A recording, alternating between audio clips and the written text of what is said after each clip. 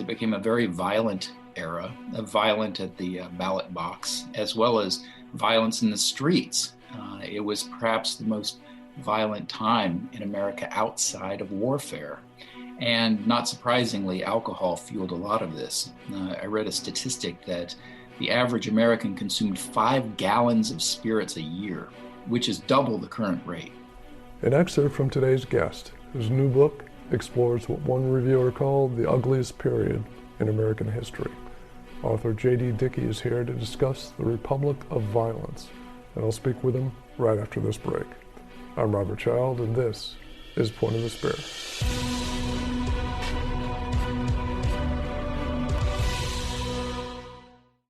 Next time you're on YouTube, check out our Point of the Spear YouTube channel. We've got bonus video material from the podcast, plus tons of military history videos, including full-length documentaries. It's a great way to spend some time, and don't forget to subscribe while you're there, and click the bell icon so you'll be notified of all the great weekly videos we're uploading. Welcome back. Today's guest has been writing books for 20 years, first as an author for Penguin Rough Guides, now as a writer of narrative nonfiction about American history, society, and culture. His latest book is called The Republic of Violence, The Tormented Rise of Abolition in Andrew Jackson's America. And author J.D. Dickey joins us now. J.D., welcome to the show. Thank you. It's good to be here. We're honored, and I know that you do a lot of this type of history in the 19th century. Is that your main interest? It is. I think it's fascinating in a couple different ways. I think a lot of the themes that developed in the 19th century in terms of the social conflicts in America that are still with us today were very prominent then and very much on the surface without a lot of marketing speak and other ways that we kind of obfuscate the truth. And that's what's interesting to me. The 19th century is kind of the core of America in some ways, without the window dressing. And also another reason I like writing about the 19th century is I don't want to write about consumerism and nuclear weapons and the internet and things like that. That's not really my comfort zone. So writing about the 19th century is a little easier. Mm. Can you paint a picture of this time in history, 50 years after the Revolution? Yeah, absolutely. So this is a time of what historians call Jacksonian democracy. So a time when property qualifications for the vote were falling or had fallen, and the rise of the white working class was becoming prominent through the presidency of Andrew Jackson. And it was also a time of social ferment and religious revival. The Second Great Awakening happened then. And that was a Protestant experience of new religious enthusiasm and the development of new denominations and things like that, that also led to reform movements in a variety of different ways, but especially temperance and abolition. And so amid all this, there was a sort of tribalism in politics, not only from religious and political factions, but just from the rise of new groups that were fighting for things that hadn't been seen before, like what was called immediatism in abolition, the immediate abolition of slavery. And these kind of things created a real conflict between the previous ruling generation, if you will, those who had held power in America, and those who were questioning those things. And because of all these things, it became a very violent era, violent at the ballot box, as well as violence in the streets. It was perhaps the most violent time in America outside of warfare. And not surprisingly, alcohol fueled a lot of this. I read a statistic that the average American consumed 5 gallons of spirits a year, which is double the current rate and higher than any country on earth currently. And so you can imagine what all of that kind of did to create a pretty potent mix. I was thinking about this time, and I remembered a movie I saw several years ago, and I think it's a little bit after this time, but it's called Gangs of New York. Mm-hmm. Do you remember that film? Oh, yeah, absolutely. Martin Scorsese. I think it's from 2000, and it's very much relevant in some ways in that it concerns I'm trying to remember the opening sequence. The opening sequence is set earlier than the rest of the movie, but I believe it's in the 1840s, which comes right after the time I'm writing about. Absolutely. And you get a good sense in that movie, which is based on the book Gangs of New York, about the different factions in New York City politics and on the streets. And ultimately it leads up to the draft riots in 1863. And so that's kind of, we don't see a lot of this period in the media, but that is a glimpse of it. And I think that's a good reference. And that gives you a sense of just kind of the factionalism and the real anger and hatred in some cases that were found in American life, especially in, surprisingly, the North at that time. And the violence in the city at that time, in New York City, absolutely was overwhelming.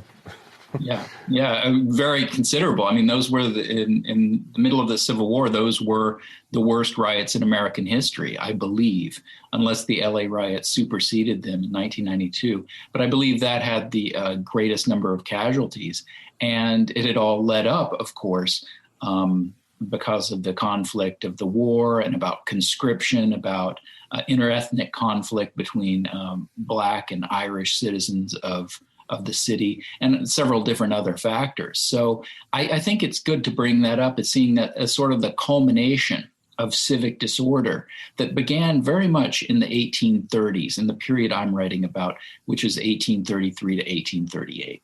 One more reference from that movie, since we're talking about the Civil War draft riots, which happened actually just right after Gettysburg. The Union soldiers had to head up to New York yes, to put that down.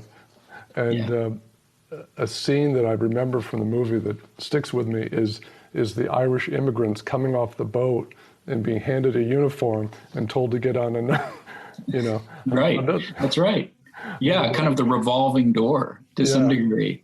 And it's true. And the Irish in that movie were the enactors of the violence, but in the story that I'm writing, or at least in the 1830s, they were often the victims of it as well. Mm-hmm. There were anti-Irish riots, anti-Catholic riots at the time, and there were in later decades as well. So they had been at the center of this in a couple different ways.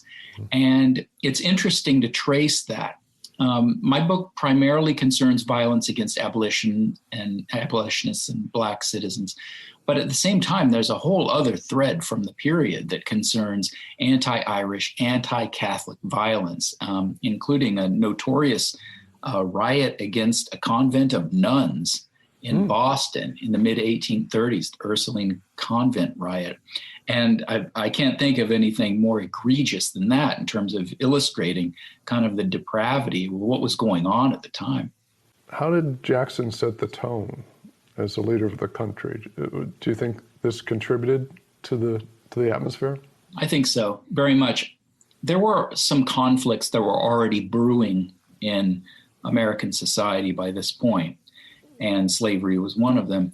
But Jackson's so-called imperial presidency, he was actually called King Andrew by his opponents, had a lot to do with it in terms of the class-conscious political warfare that he encouraged from his side, and the rhetoric that was used as well. This is the time of the breakup of the old Democratic Republican Party into factions. And Jackson's new Democratic Party was set against the Whigs, which developed during his presidency as a counterfactor to him. And Jackson himself was a duelist. He carried around lead in his body from previous gunfights. He had violent rhetoric that he used, threatening to hang his enemies as high as Haman in one case.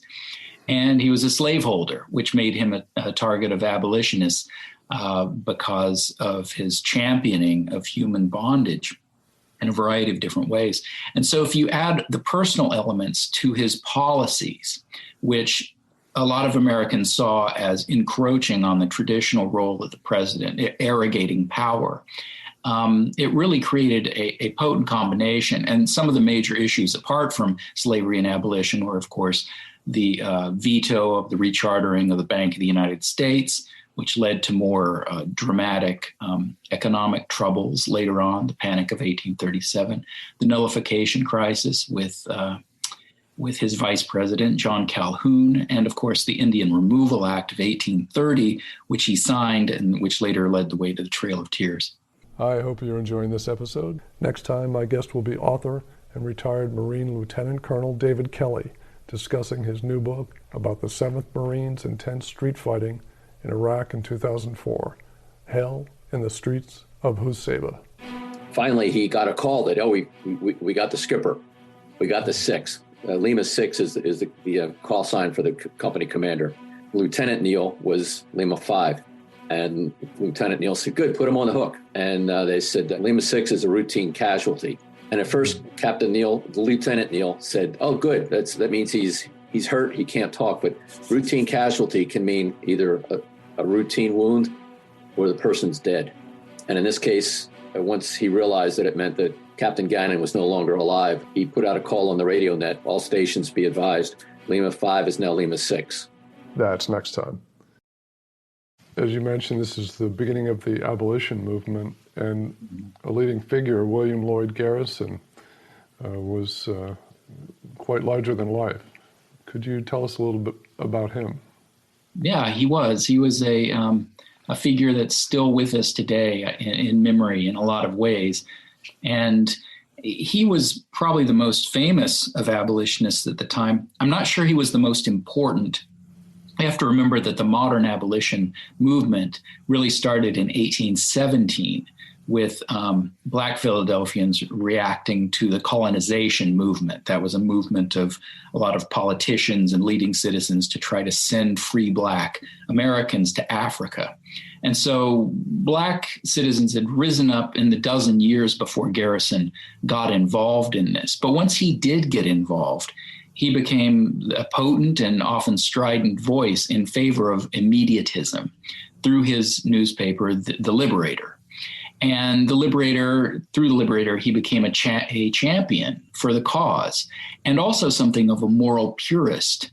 And this isn't someone who cavilled or who equivocated in his rhetoric, and he often created more enemies than he had friends. And not surprisingly, because of all this demand for immediatism and the way he castigated his enemies, he became the target of a mob in 1835, which nearly hanged him in Boston Common. He was lucky to survive that. And he went on to continue his radicalism until he became the center figure for the schism that affected the abolition movement later on in the 1830s. But he is a bit of a paradoxical figure because on the one hand, his rhetoric was so strong and uncompromising and in many ways bellicose. But at the same time, he was nonviolent. He believed firmly in nonviolence and insisted on it and kind of set the tone for the movement in that regard. So in a lot of ways, there's a link between abolitionists like Garrison and later political figures in American history like Martin Luther King and others, in the sense that you turn the other cheek and you lay down before your enemies instead of striking them. And so for all of these reasons, he became a figure of real interest and a galvanizing figure. A quote I came across kind of revealed his thinking about the coming clash between the North and the South. He said, the compact which exists between the North and the South is a covenant with death and agreement with hell. So. Yeah, very much. And he saw slavery as embedded in the U.S. Constitution. And even though slavery was not mentioned explicitly, it was implicitly mentioned in things like the 3/5 Compromise and other elements. And Garrison had a feeling that if the Union was so corrupted by slavery, that it was better for the Union to dissolve than to persist. And this was an incredibly radical idea and challenging. It'd be challenging even today. And that's why he made quotes like the one you read. He also burned a copy of the Constitution in public, an act that even today would seem almost unimaginable, right. Simply in what it would suggest. And so Garrison felt very strongly, and he had a huge number of enemies.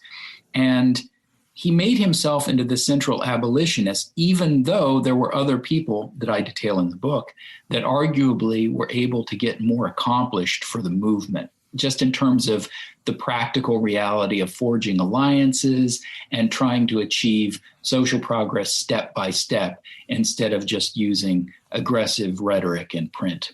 It sounds like he became a target of a lot of people. Yeah, very much.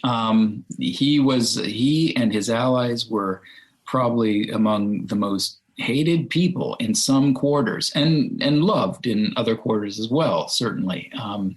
He found a great following among African Americans, but at the same time, the mainstream politicians were quite wary of him and, in fact, attacked him personally just as he attacked them. Do you think at this time it was slavery alone that divided the country, or were there other factors that came? I think slavery was at the core of it. You know, you can look at other factors, and often they have a relation to slavery in some way. So if you think about American expansionism and Manifest Destiny, and that became one of the guiding factors of the time. And you think of the presidency of James Polk, which came after this period, as sort of embodying that.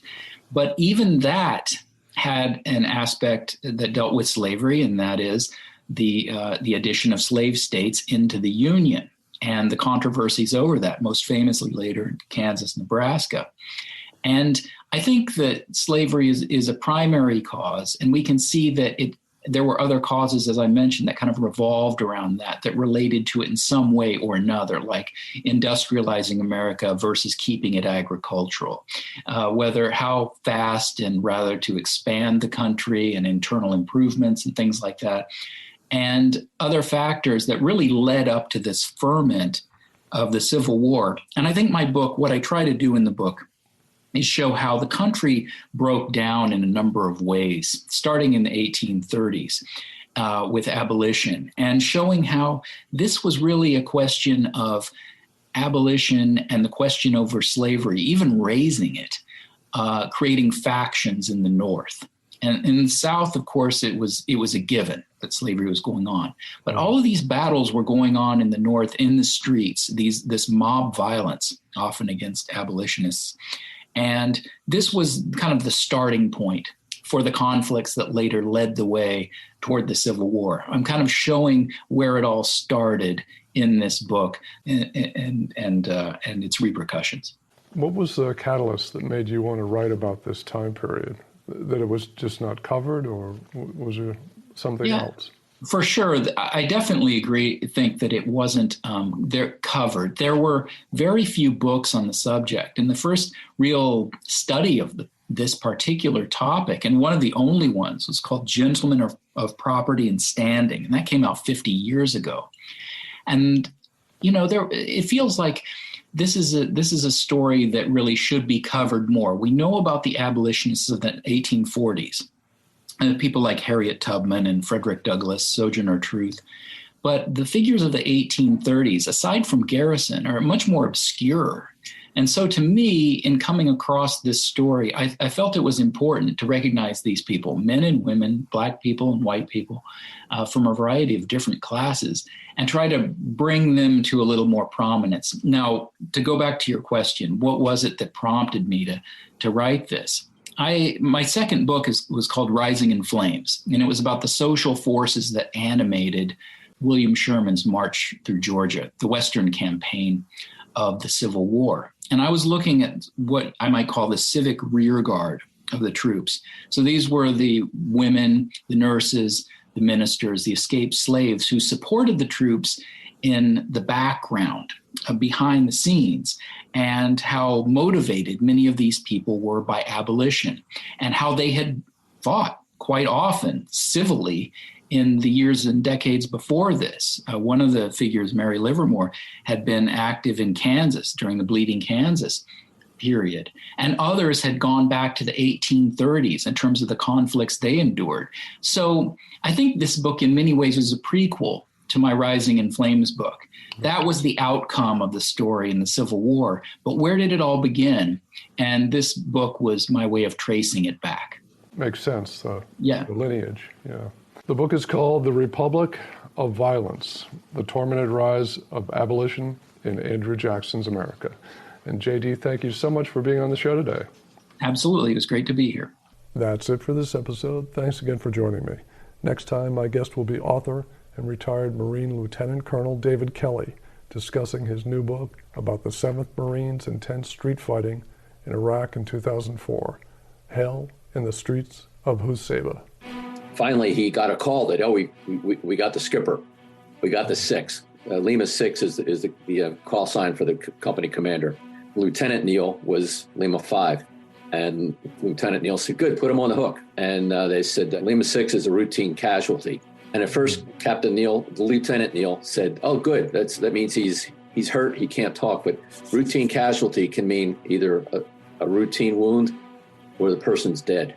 And in this case, once he realized that it meant that Captain Gannon was no longer alive, he put out a call on the radio net, all stations be advised, Lima 5 is now Lima 6. That's next time. And be sure to check out our Point of the Spear YouTube channel with bonus video material, plus full military history documentaries. There's tons to explore, and I hope you check it out. I'm Robert Child, and this has been Point of the Spear. Music licensed from audioblocks.com. Point of the Spear is produced by RSC Media Group.